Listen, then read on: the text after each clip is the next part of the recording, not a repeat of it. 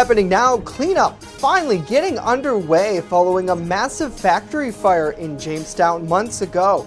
We check in where progress stands. Plus, COVID concerns continue in Chautauqua County, what the executive has to say about getting vaccinated. Well, it's been a wet start to this Wednesday, but is there going to be any more rain in the picture? We'll talk about it next as the news at noon starts right now. Live and on demand, this is WNY News Now. A boil water order has been issued for those living in the northwestern part of the Jamestown Board of Public Utility water territory. Thanks for joining us for WNY News Now. I'm Justin Gould. This just into our newsroom. The Jamestown BPU saying water customers in the town of North Harmony along Route 394 in the Chautauqua Lake shore from Smith Boys to Sunrise Cove, that includes parts of the Bosse's Educational Center, will need to boil all water for drinking, cooking, and food preparation. They say a morning water main break could have allowed some contaminants enter the system. As a precaution, all customers must bring the water to a rolling boil and allow it to cool before using for drinking, cooking, brushing teeth, and making ice, or alternatively, they could use bottled water. The Jamestown BPU now repairing the issues. They say that water service should be restored sometime today. The boil water advisory is anticipated to last for 3 to 5 days. Of course, we'll continue to follow this and keep you updated. On to our top story. Crews are getting ready to remove debris left behind following a massive fire in the city of Jamestown this summer. Several fire companies were called to the former Jamestown Royal Factory. That's at 308 Crescent Street back in June after police allege 2 teenagers set that abandoned building ablaze. As our Alana Wingate reports, the cleanup process now finally getting some traction. Alana? The City of Jamestown Director of Development, Crystal Serdick, tells me City Council okayed the use of landfill credits during their meeting this month, which has kick-started the cleanup process. Serdick says the city is taking the financial burden of cleaning up the site since the owner of the property did not have insurance on the structure. We're able to actually use 826 landfill credits, which should be able to get most, if not all, of the debris taken care of. And so we won't have any additional charge with the landfill to take care of that, which is huge because the cost to do that without those credits would have been astronomical. So the contractors were able to disconnect utilities in the area and have filed for the demolition permit to begin working soon. It'll probably take a couple of weeks to really get all of that remaining debris knocked down and then loaded up and hauled off to the landfill. Continued Serdick, who explained why it has taken so long for the crews to actually remove the rubble. There is a required period of time where the debris will be covered because of the cause of the demolition being fire. It's unknown, what kind of potential air quality contaminants there might be in something like that. As crews get to work, the development director expects there to be hiccups along the way. I'm guessing that certain decisions will need to be made as far as,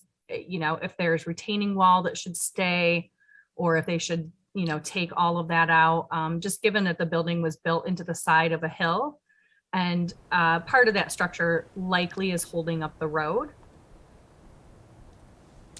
She says as time goes on, the city will likely take building's owner to court in an effort to recoup some of the lost tax dollars used in the cleanup. A neighbor who was also impacted by the massive flames says he plans on suing the owner as well. Live in the studio, Alana Wingate, WNY News Now. Alana, thank you. Jamestown police say those 2 teens, both 14 and 15-year-old girls, are facing charges of second-degree arson in Chautauqua County Court.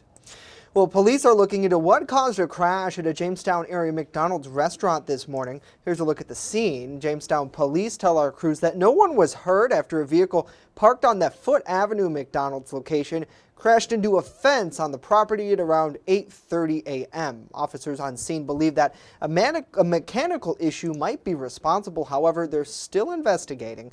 The older model Chevy SUV did sustain heavy front end damage as a result, with crews waiting on a tow truck there to remove that vehicle from the scene.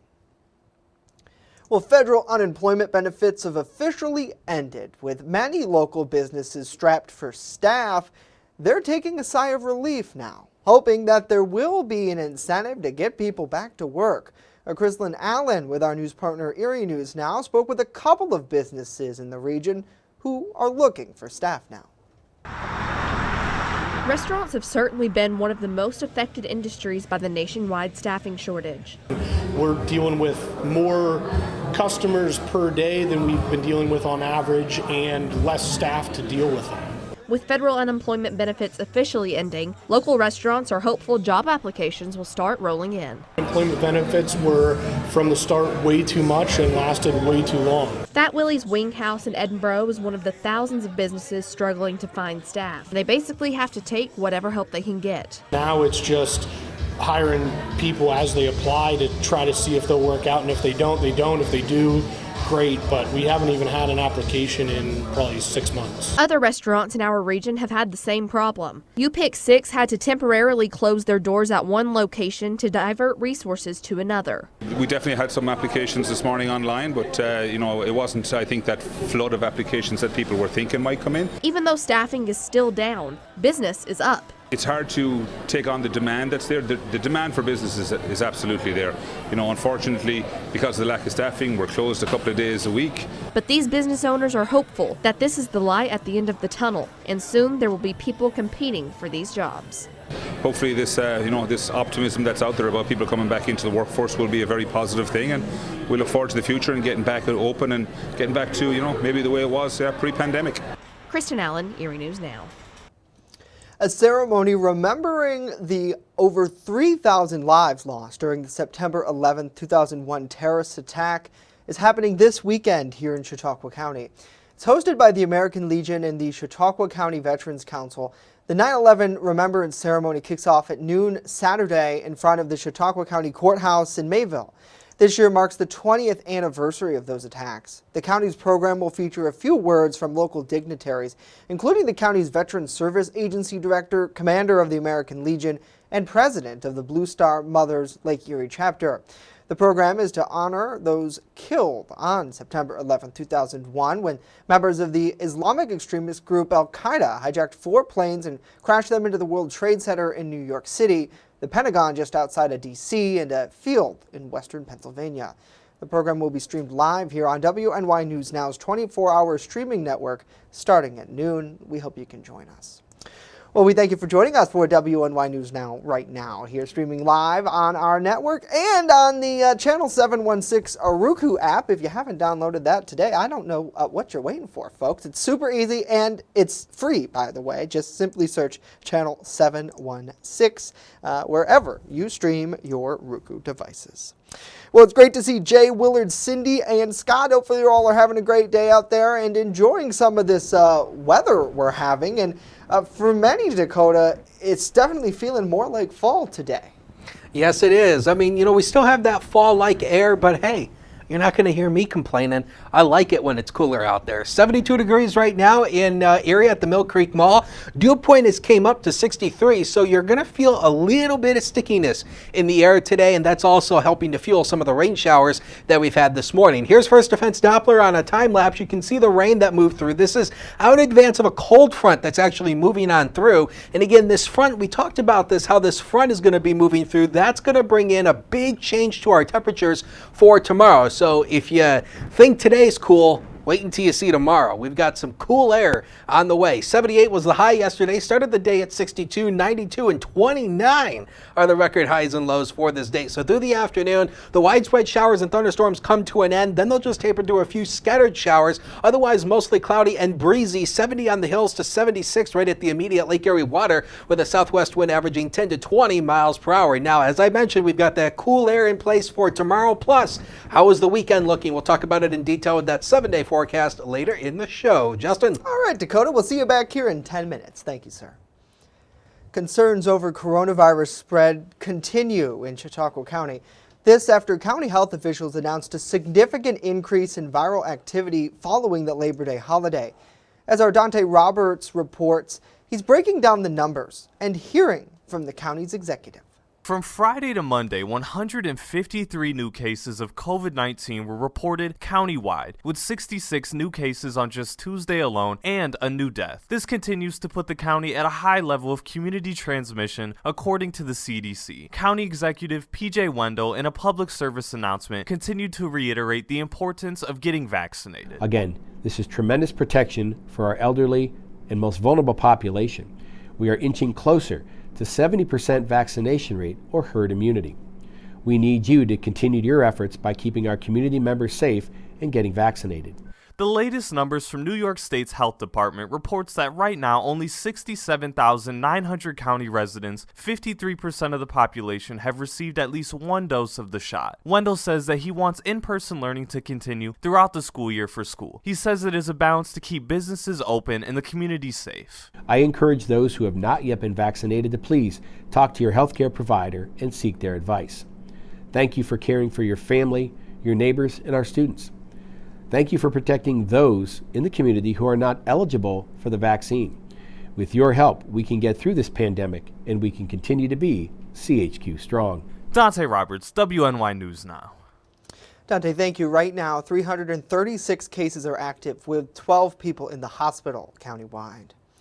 Well, over 5 million people might be eligible to get a third dose of the COVID-19 vaccine when the White House booster plan kicks off in 2 weeks' time. The plan would make those who received their second dose at least 8 months ago eligible for the booster shot. Data from the U.S. Centers for Disease Control and Prevention shows that about 3.4 million U.S. residents were fully vaccinated by January 20th. That would make them eligible for booster shots on September 20th. Up to 5.2 million people might be eligible for their booster shot by the end of that week. The initial rollout is on track to include Pfizer's doses, pending authorization from the U.S. Food and Drug Administration. Boosters of Moderna's vaccine might take a few weeks longer, though. The CDC saying more than 1.4 million people have already received an additional dose since mid-August. Well, coming up, a lot more to tell you about the latest in Ida's cleanup efforts here in New York, and later, Bye Bye Butter. What happens to the massive butter sculpture at the New York State Fair? Stay with us as WNY News Now continues.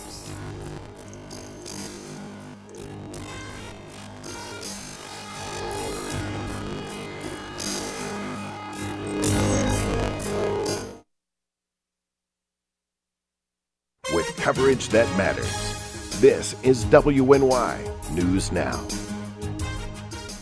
EagleZip.com is your local one-stop shop for all of your home and business computer needs. Located on Fluvan Avenue Extension, just outside of Jamestown, EagleZip.com sells and services all brands of desktops and laptops, as well as servers and network equipment for your business. All new computer sales include transferring your data from your old computer, plus a 2-year warranty. Call EagleZip.com today. Stop by EagleZip.com today and let us make computers easy for you.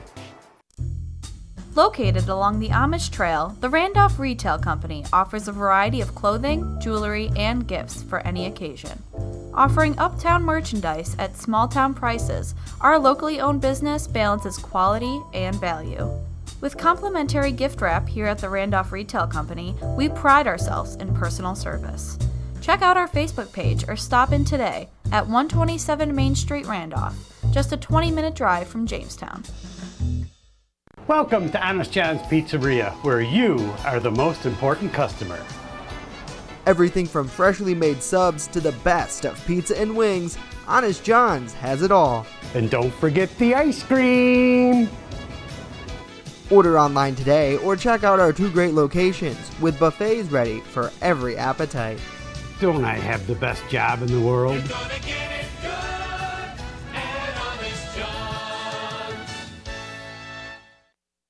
There's an old saying, there's no news in the newsroom. Well, it's true. The time I spend at the anchor desk is just part of my day. Most of our time is spent gathering stories in the community, stories that matter to you. We can't do it alone, and we need your help. When you see breaking news or have a news tip we should know about, drop us a line on Facebook today, email our news desk, or call our newsroom at 488-7226 so we can bring those stories straight back to you. You're watching WNY News Now, where coverage comes first.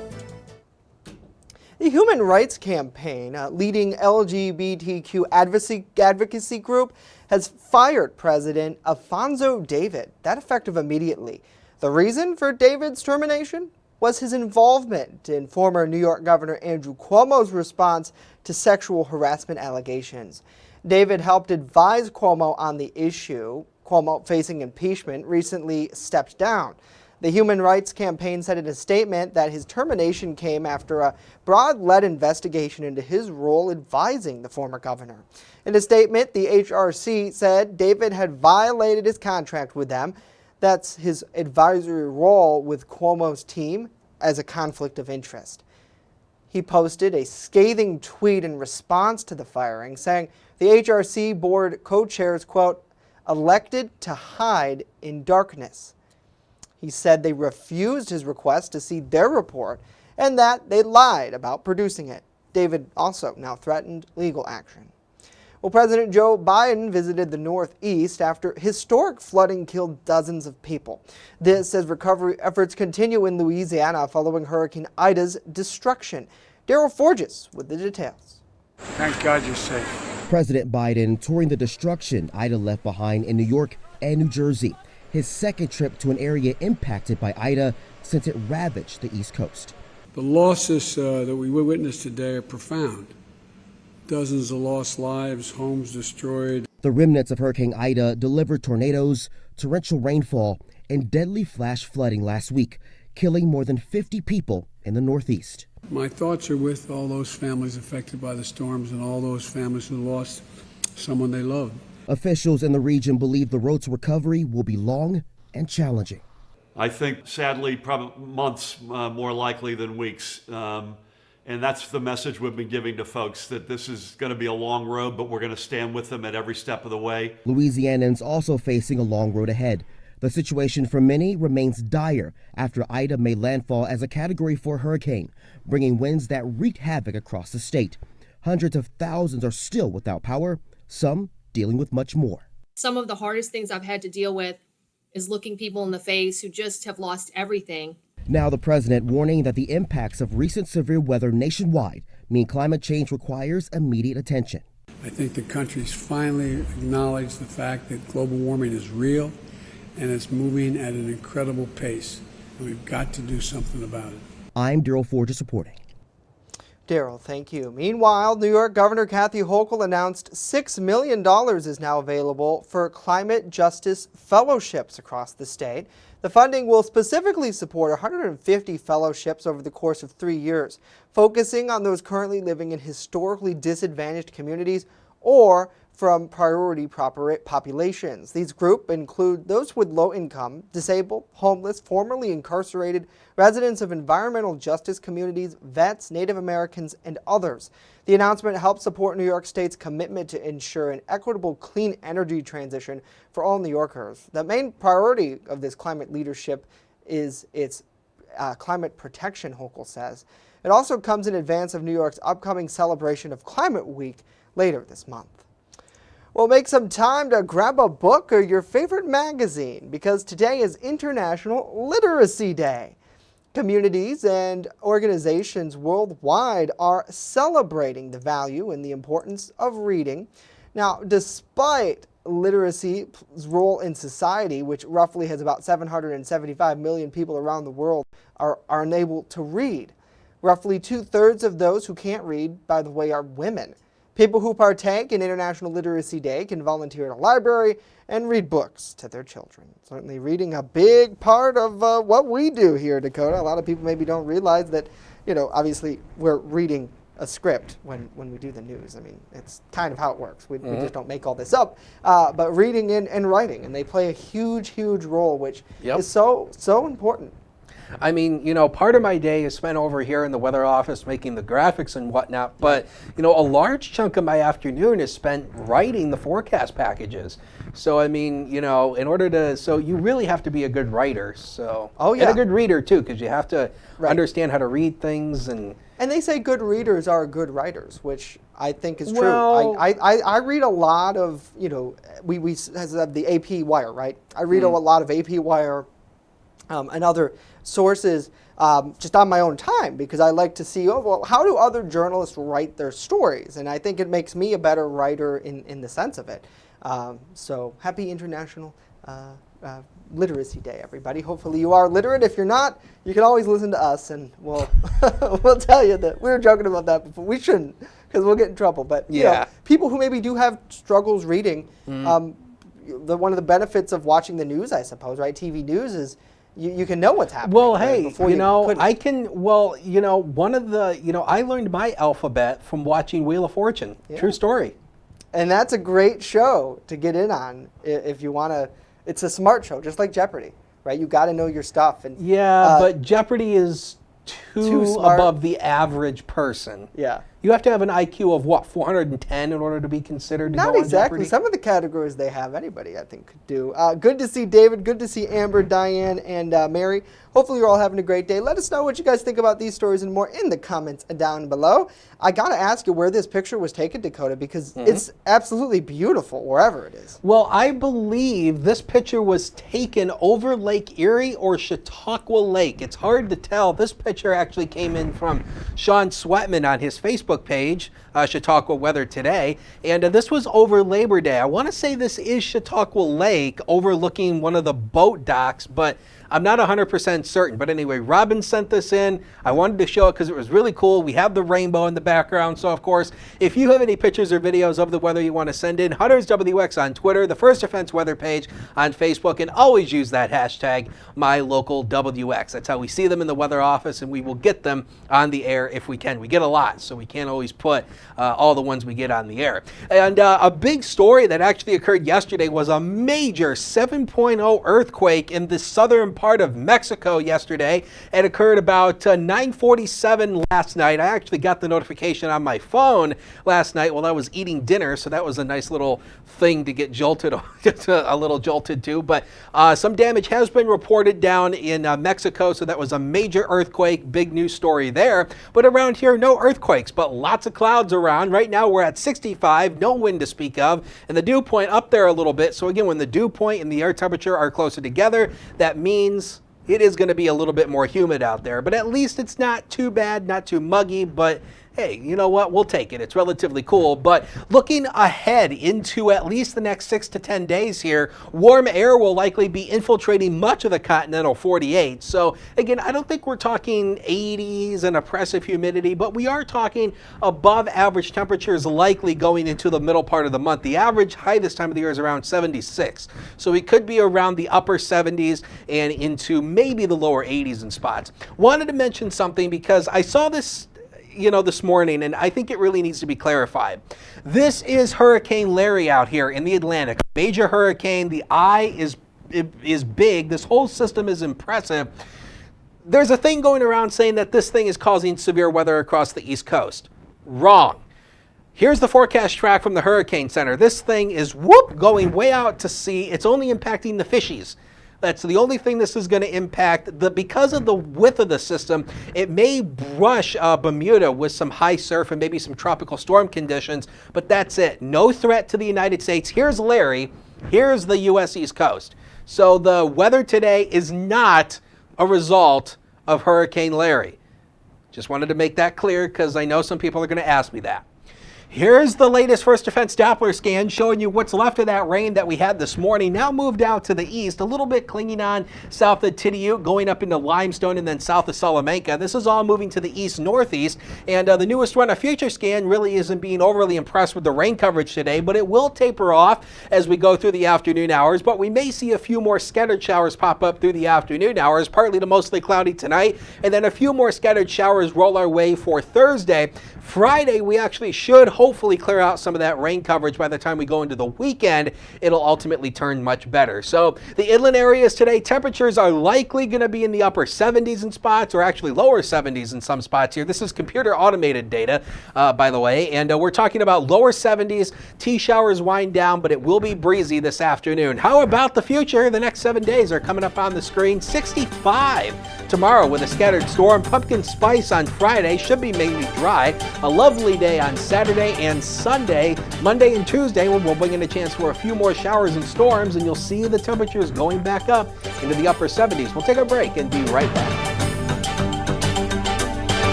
With coverage that matters. This is WNY News Now. I don't think that many kids in my son's school even do it. He makes fun of his friend who vapes. He would never try it. She's into soccer. She's on the honor roll. She's just not the type. No way. No way. No way. No way, my kid would never vape. Get your head out of the cloud. Today, nearly 8,000 kids will start vaping, maybe even yours. Learn about the dangers at talkaboutvaping.org. Right here, baby. Look. Oma. ¿Cuántos años tienes? Noah. Something more than a birthday is happening here. Once you can see it, you can help. The sooner you recognize the signs of autism, the sooner you can make a lifetime of difference for your child. Start by answering a few simple questions at screenforautism.org. You're watching WNY News Now, your source for breaking news. The New York State Fair has come to an end, and with that, the famed butter sculpture is coming down, but it's not going to waste. The American Dairy Association Northeast has dismantled the 800-pound sculpture. Noblehurst Farms in Livingston County will combine that butter with other food waste and run it through the farm's digester, which converts it into energy. Now, the digester, as farmer Chris Noble tells us, breaks down the material and creates enough electricity to not just power the farm, the on-site creamery, but about 350 homes for a year. That energy will power homes within his local community. The butter itself, we did a little math and we figured out that it can power one home for effectively 3 days. So that's quite a bit of power produced from just one small butter sculpture. Now, in recent years, Noblehurst Farms has been recognized nationally for their achievements in sustainability and community partnership to divert food waste from local landfills. Certainly pretty incredible. And who would have thought, Dakota, butter of all things could power homes and in their farm? I mean, well, I think it's probably because butter is made with oil. Right. And oil can, well, I don't think oil is conductive. But it could create. It could be used. Yeah. Yeah, right. We've burned oil before. Yeah, right. In our cars and things like that. So why not oil with butter? Lamps. Yeah. Mm-hmm. So that's pretty cool. And especially, normally a sculpture or something like that, like nobody's going to eat the butter, right? People have touched it. And I know they've worn gloves and things like that, but it's not something that you could turn Just into take a food. knife and scrape a little bit on your toast. Yeah, they hand out bits of the butter statue to everybody. Mm-hmm. Go ahead and have it with breakfast tomorrow. Let us know what you guys think about that. Do you prefer toast or a bagel? Yeah, bagel, toast. Some people like to pan, if you make eggs, sometimes I'll do this. We use butter. I use margarine because I'm trying to be healthier. Mm-hmm. But in the pan instead of spraying it, I think it tastes better. It really does. When I have my eggs. So are you turning into Paula Deen? Yeah, I got to put butter into everything. Butter. A stick of butter in everything. Yeah. 2 if you need it. Butter is better. Hopefully everybody's having a good day. Good to see Beth, Don, and Diane. Hopefully you're enjoying yourself out there. If we have time for one more weather, I think we do, because people will be having to maybe dodge a couple of drops here and there. Yes, I mean, the rain coverage really is not going to be as pronounced as it was this morning, but there will be a couple showers at times, partly to mostly cloudy, and the breeze diminishes as well overnight, 60 to 67, so you might want to leave your windows open tonight, Justin. Ooh, yeah, that's perfect sleeping weather. Perfect sleeping weather. I know that a lot of people maybe like the summer and they don't like it when it gets so cold, but I know, Dakota, we both are in the same mindset where 67, 60 degrees, like that, 60 is the low, perfect. 67, You see, if we could live in a place where it was 65 to 70 during the day and about 55 at night, every single night, 365 days a year. We'd take it. Perfect. We'd take it. But we need the rain, though. We do. That's Otherwise it for us. We're back tomorrow. Hopefully you have a great day, everyone.